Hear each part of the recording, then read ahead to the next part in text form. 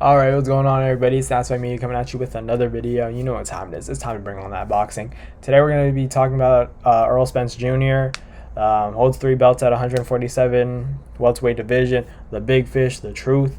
Man down.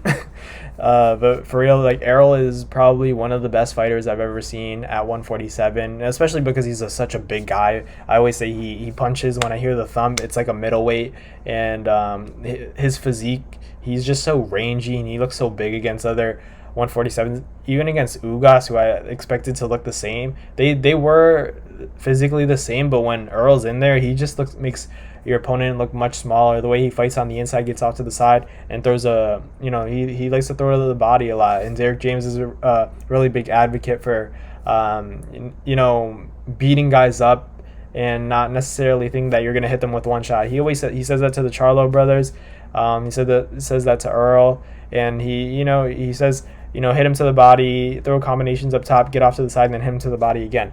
And that's great fundamental advice that you don't always see nowadays. You always see you always see like basic advice. So use your jab. You gotta double up on that jab.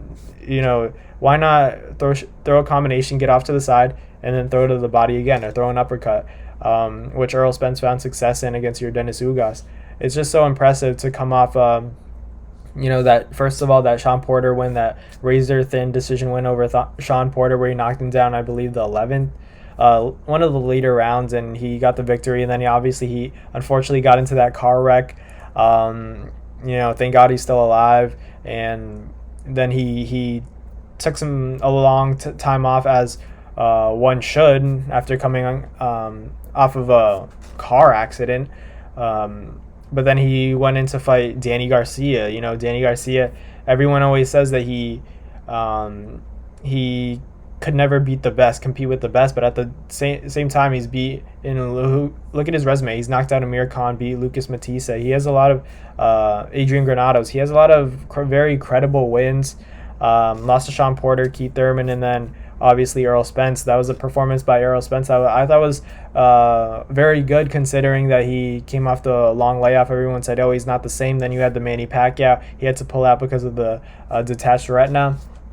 It is what it is. Then he goes on to fight a guy like your Dennis Lugos, who essentially sent Manny Pacquiao into retirement, and then stops that guy. Like, how do you not argue that resume-wise and, all things considered, that he has he should be the A side in a Terence Crawford fight? I just feel like he's the best welterweight in the world at 147 pounds.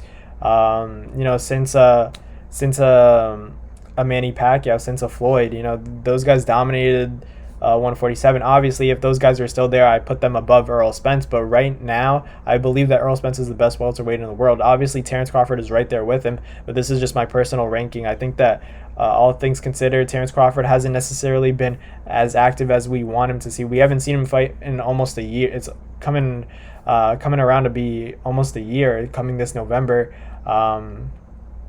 Obviously, it's not necessarily his fault. He had the issues with Top Rank. He had the lawsuit. He's now a free agent.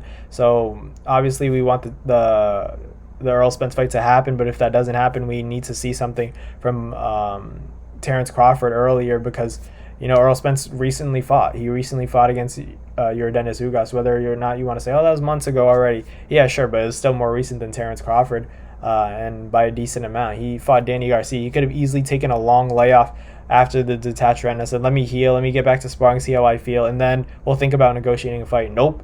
Give me your Dennis Lugos. Like, that's respect right there. But let me know in the comments what you guys think. Terence Crawford or Errol Spence? Who's the number one welterweight? Or do you have a guy like Virgil Ortiz or a Conor Benn or Jaron Boots Ennis? A lot of guys in this division that could be problems, but I have Errol Spence and then Terence Crawford right behind him. Let me know in the comments what you guys think, how you guys feel about this welterweight division. Who is the top dog? So like, comment, and subscribe. Thank you guys for watching this video. I'll catch you guys later. Peace.